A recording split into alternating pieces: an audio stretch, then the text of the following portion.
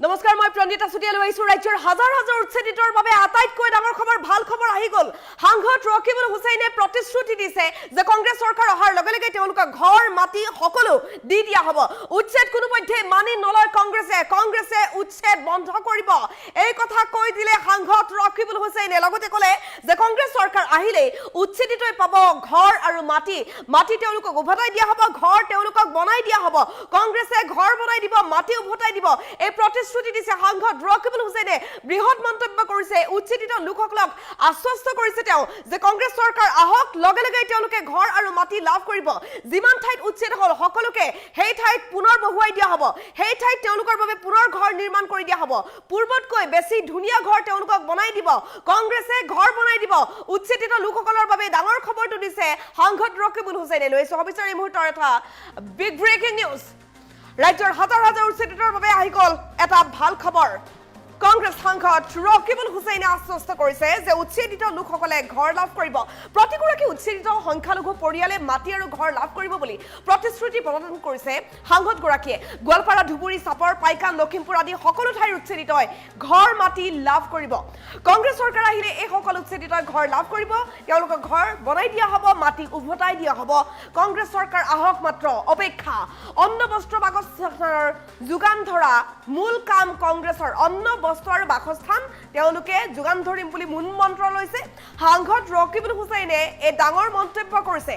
ৰাজ্যৰ হাজাৰ হাজাৰ উচ্ছেদিতৰ বাবে নিশ্চিতভাৱে এইটো এটা ভাল খবৰ বৃহৎ মন্তব্য কৰিছে সাংসদ ৰকিবুল হুছেইনে উচ্ছেদ কোনোপধ্যে মানি নলয় কংগ্ৰেছ আৰু কংগ্ৰেছ চৰকাৰ আহিলে উচ্ছেদিতই ঘৰ মাটি লাভ কৰিব সকলো উচ্ছেদিত জনতা এতিয়া নিশ্চিন্ত হৈ থাকক কংগ্ৰেছ চৰকাৰ আহক কংগ্ৰেছ চৰকাৰ অহা মাত্ৰকে তেওঁলোকে ঘৰ পাব গোৱালপাৰা ধুবুৰী চাপৰ পাইকান লখিমপুৰ আদিৰ সকলো উচ্ছেদিত ঘৰ মাটি লাভ কৰিব কংগ্ৰেছ চৰকাৰ অহাৰ লগে লগে তেওঁলোকক য'ৰ পৰা উঠাই দিয়া হৈছিল তাতেই গৈ বহুৱাই দিব আৰু তাতেই আগতকৈ বেছি ধুনীয়া ঘৰ বনাই দিব এই প্ৰতিশ্ৰুতি দিছে সাংসদ ৰকিবুল হুছেইনে অন্ন বস্ত্ৰ বাসস্থান কংগ্ৰেছৰ মূল মন্ত্ৰ সাংসদ ৰকিবুল হুছেইনে এই ডাঙৰ মন্তব্য কৈছে যে কংগ্ৰেছ চৰকাৰ আহক মাত্ৰ কেইটামান মাহ বাকী আছে এইবাৰ ইলেকশ্যনত আপোনালোকে আমাক চইচ কৰক আমাক ভোট দিয়ক আৰু লগে লগে ঘৰ মাটি দিয়া হ'ব প্ৰতিগৰাকী উচ্ছেদিত সংখ্যালঘু পৰিয়ালে ঘৰ আৰু মাটি লাভ কৰিব বুলি প্ৰতিশ্ৰুতি দিছে সাংসদ ৰকিবুল হুছেইনে গোৱালপাৰা ধুবুৰী চাপৰ পাইকান লখিমপুৰ আদি সকলো ঠাইৰ উচ্ছেদিতই ঘৰ মাটি লাভ কৰাৰ প্ৰতিশ্ৰুতি দিছে কংগ্ৰেছ চৰকাৰ আহিলে এই সকল উচ্ছেদিতই ঘৰ লাভ কৰিব তেওঁলোকক ঘৰ বনাই দিয়া হ'ব আৰু যি ঠাইৰ পৰা উঠাই দিয়া হৈছিল তেওঁলোকক সেই ঠাইতেই পুনৰ সংস্থাপন কৰি দিয়া হ'ব অন্ন বস্ত্ৰ বাসস্থানৰ যোগান ধৰা মূল কাম কংগ্ৰেছৰ সাংসদ ৰকিবুল হুছেইনে বৃহৎ মন্তব্য কৰিছে তেওঁ কি ক'লে শুনাব বিচাৰিছো তেওঁৰ ভাষ্য আছে কিছু মুহূৰ্তৰ পাছতে আমি তেওঁৰ ভাষ্যটো শুনাবলৈ চেষ্টা কৰিম মুহূৰ্তৰ আটাইতকৈ ডাঙৰ খবৰ আমি জনাই আছো সাংসদ ৰকিবুল হুছেইনে প্ৰতিশ্ৰুতি দিছে অসমৰ সকলো উচ্ছেদিতক যিমান ঠাইত উচ্ছেদ চলিলে সকলো উচ্ছেদিতই চিন্তা কৰাৰ কোনো প্ৰয়োজন নাই আহি গ'ল আটাইতকৈ ডাঙৰ ভাল খবৰটো প্ৰতিগৰাকী উচ্ছেদিত সংখ্যালঘু পৰিয়ালে ঘৰ মাটি লাভ কৰিব বুলি প্ৰতিশ্ৰুতি দিছে সাংসদ ৰকিবুল হুছেইনে গোৱালপাৰাৰ উচ্ছেদিতই ঘৰ মাটি পাব ধুবুৰীৰ উচ্ছেদিতয়ো ঘৰ মাটি পাব চাপৰৰ উচ্ছেদিতই ঘৰ মাটি পাব পাইকানৰ উচ্ছেদিতক ঘৰ মাটি দিয়া হ'ব লখিমপুৰৰ উচ্ছেদিতকো ঘৰ মাটি দিয়া হ'ব সকলো ঠাইৰ উচ্ছেদিতই ঘৰ আৰু মাটি লাভ কৰিব এয়া কংগ্ৰেছৰ তৰফৰ পৰা প্ৰতিশ্ৰুতি কংগ্ৰেছ চৰকাৰ আহিলে এই সকল উচ্ছেদিতক মাটি উভতাই দিয়া হ'ব আৰু ঘৰ বনাই দিয়া হ'ব অন্ন বস্ত্ৰ আৰু বাসস্থানৰ যোগান ধৰাটো মূল কাম কংগ্ৰেছৰ হ'ব সাংসদ ৰকিবুল হুছেইনে এই ডাঙৰ মন্তব্য কৰিছে আৰু কোনোপধ্যে আমি উচ্ছেদ মানি নলওঁ উচ্ছেদ বন্ধ কৰিম বুলি হুংকাৰ দিছে ৰকিবুল হুছেইনে ৰাজ্যৰ হাজাৰ হাজাৰ উচ্ছেদিতৰ বাবে নিশ্চিতভাৱে এইটো এটা ভাল খবৰ প্ৰতিগৰাকী উচ্ছেদিত সংখ্যালঘু পৰিয়ালে লাভ কৰিব মাটি আৰু ঘৰ গোৱালপাৰা ধুবুৰী চাপৰ পাইকান লখিমপুৰ আদি সকলো ঠাইৰ উচ্ছেদিতই লাভ কৰিব মাটি কংগ্ৰেছ চৰকাৰ আহিলে এই সকল উচ্ছেদিতই ঘৰ মাটি লাভ কৰিব বুলি প্ৰতিশ্ৰুতি দিছে অন্ন বস্ত্ৰ বাসস্থানৰ যোগান ধৰা মূল কাম কংগ্ৰেছৰ হ'ব বুলি কৈছে ৰকিবুল হুছেইনে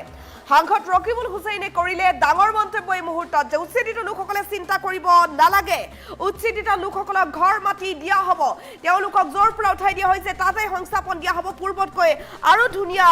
ঘৰ বনাই দিয়া হ'ব এনেধৰণে মন্তব্য কৰিছে সাংসদ ৰকিবুল হুছেইনে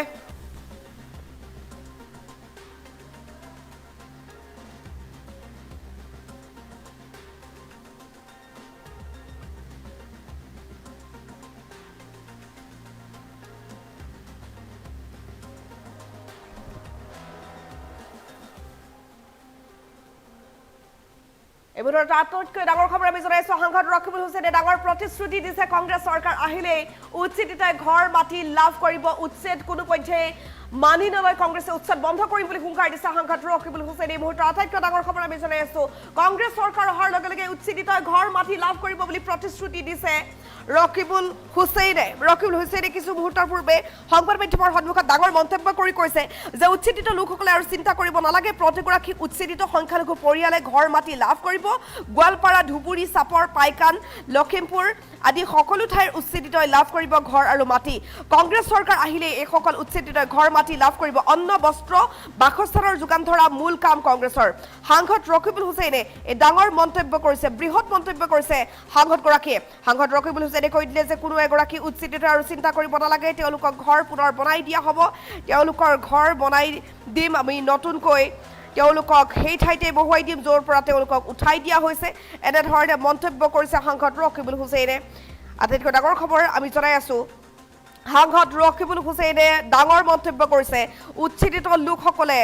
ঘৰ মাটি লাভ কৰিবই এই মন্তব্য কৰিছে সাংসদ ৰকিবুল হুছেইনে প্ৰতিগৰাকী উচ্ছেদিত ঘৰ দিয়া হ'ব প্ৰতিখন ঠাইত য'ত য'ত উচ্ছেদ কৰিলে সেই ঠাইতে তেওঁলোকক পুনৰ মাটি ঘূৰাই দি ঘৰ বনাই দিয়া হ'ব বুলি প্ৰতিশ্ৰুতি দিছে সাংসদগৰাকীয়ে তেওঁ কি ক'লে শুনক আমি সরকার কংগ্রেস সরকার আহিলে কেটগরিক্যালি কালি আমি কৈছো যে ভূমিহীন মানুহ যিসকল আছে এইসকলক মাটি দিয়াৰ দায়িত্ব অফিচিয়েলি আজি মই ইয়াত বহি কংগ্ৰেছ দলৰ আমি কৈছো যিসকল ভূমিহীন আছে সেইসকলক দিম যিসকলক ঘৰ পাবলগীয়া আছে সেইসকলক ঘৰ বনাই দিম আৰু যিসকলক আপোনাৰ অকল ইয়াতে নহয়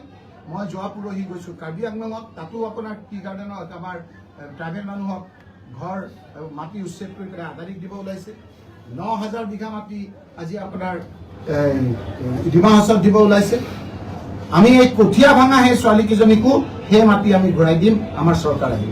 আমি অন্যায়ভাৱে অত্যাচাৰ কৰা এই যিবিলাক মানুহ উচ্ছেদিত হৈছে যিসকলৰ দুখীয়া মানুহ আইন কানুনৰ মাজেৰে ভূমি পাব লাগে আমাৰ চৰকাৰৰ প্ৰধান কাম হ'ল অন্ন বস্ত্ৰ বাসস্থান এইকেইটা দিয়াৰ দায়িত্ব আজি মুখ্যমন্ত্ৰীৰ কথা বতৰাই অসমৰ মুখ্যমন্ত্ৰী হিচাপে তেওঁ শপত লোৱা যেন তেওঁক নালাগে গতিকে মুখ্যমন্ত্ৰীক অনুৰোধ কৰিম যে এই কথাত আমি কোনো ধৰণৰ কথা ক'ব খোজা নাই আপুনিয়ে সবতকৈ ডাঙৰ মানুহ আপুনি এই যিটো দুখীয়া মানুহৰ ঘৰ ভঙা এই কথাবিলাক আপোনালোকে বন্ধ কৰক আমি চৰকাৰ কংগ্ৰেছ চৰকাৰ আহিলে কেটগৰিক্যালি কালি আমি কৈছো যে ভূমিহীন মানুহ যিসকল আছে এইসকলক মাটি দিয়াৰ দায়িত্ব অফিচিয়েলি আজি মই ইয়াত বহি কংগ্ৰেছ দলৰ আমি কৈছো যিসকল ভূমিহীন আছে সেইসকলক দিম যিসকলক ঘৰ পাবলগীয়া আছে সেইসকলক ঘৰ বনাই দিম আৰু যিসকলক আপোনাৰ অকল ইয়াতে নহয় মই যোৱা পৰহি গৈছো কাৰ্বি আংলঙত তাতো আপোনাৰ টি গাৰ্ডেনত আমাৰ ট্ৰাইবেল মানুহক ঘৰ মাটি উচ্ছেদ কৰি পেলাই আদানীক দিব ওলাইছে ৯,০০০ বিঘা মাটি আজি আপোনাৰ ডিমা হাছাত দিব ওলাইছে আমি এই কঠীয়া ভাঙা সেই ছোৱালীকেইজনীকো সেই মাটি আমি ঘূৰাই দিম আমাৰ চৰকাৰ আহিব আমি অন্যায়ভাৱে অত্যাচাৰ কৰা এই যিবিলাক মানুহ উচ্ছেদিত হৈছে যিসকলৰ দুখীয়া মানুহ আইন কানুনৰ মাজেৰে ভূমি পাব লাগে আমাৰ চৰকাৰৰ প্ৰধান কাম হ'ল অন্ন বস্ত্ৰ বাসস্থান এইকেইটা দিয়াৰ দায়িত্ব আজি মুখ্যমন্ত্ৰীৰ কথা বতৰাই অসমৰ মুখ্যমন্ত্ৰী হিচাপে তেওঁ শপত লোৱা যেন তেওঁক নালাগে গতিকে মুখ্যমন্ত্ৰীক অনুৰোধ কৰিম যে এই কথাত আমি কোনো ধৰণৰ কথা ক'ব খোজা নাই আপুনিয়ে সবতকৈ ডাঙৰ মানুহ আপুনি এই যিটো দুখীয়া মানুহৰ ঘৰ ভঙা এই কথাবিলাক আপোনালোকে বন্ধ কৰক আমি চৰকাৰ কংগ্ৰেছ চৰকাৰ আহিলে কেটগৰিক্যালি কালি আমি কৈছো যে ভূমিহীন মানুহ যিসকল আছে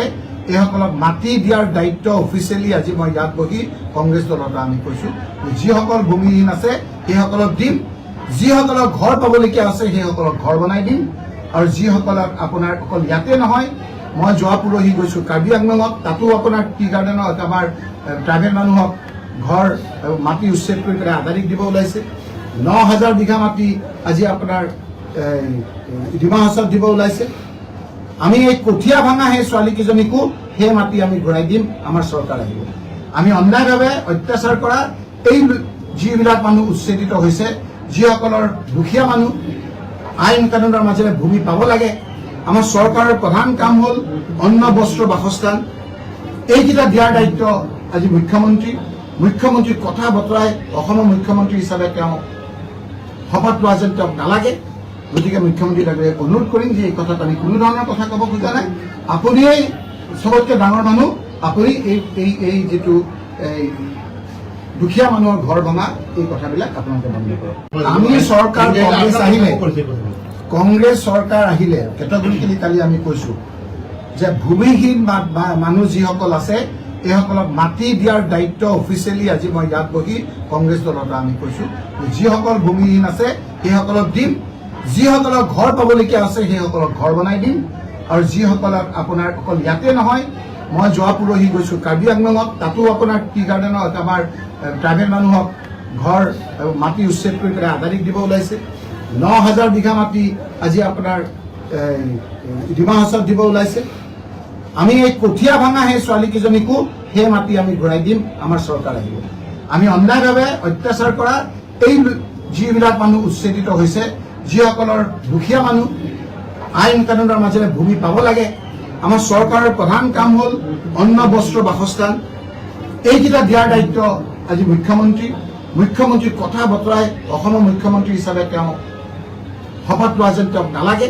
গতিকে মুখ্যমন্ত্ৰীক অনুৰোধ কৰিম যে এই কথাত আমি কোনো ধৰণৰ কথা ক'ব খোজা নাই। আপুনিয়েই চবতকৈ ডাঙৰ মানুহ, আপুনি এই যিটো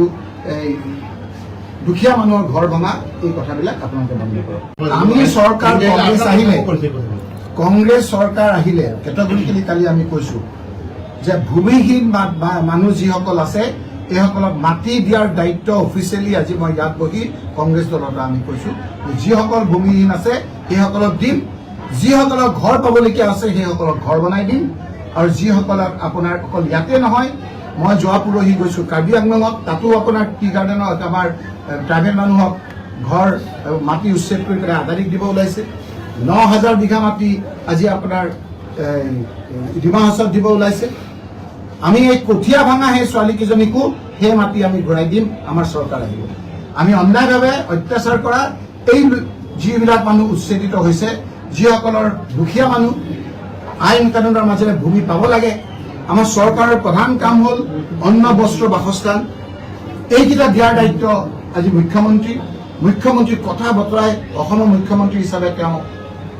শপত লোৱা যেন তেওঁক নালাগে। গতিকে মুখ্যমন্ত্ৰীক অনুৰোধ কৰিম যে এই কথাত আমি কোনো ধৰণৰ কথা ক'ব খোজা নাই। আপুনিয়েই চবতকৈ ডাঙৰ মানুহ, আপুনি এই যিটো দুখীয়া মানুহৰ ঘৰ ভঙা এই কথাবিলাক আপোনালোকে বন্ধ কৰক। আমি চৰকাৰ কংগ্ৰেছ চৰকাৰ আহিলে কেটেগৰিকেলি কালি আমি কৈছো যে ভূমিহীন মানুহ যিসকল আছে এইসকলক মাটি দিয়াৰ দায়িত্ব অফিচিয়েলি আজি মই ইয়াত বহি কংগ্ৰেছ দলৰ পৰা আমি কৈছো। যিসকল ভূমিহীন আছে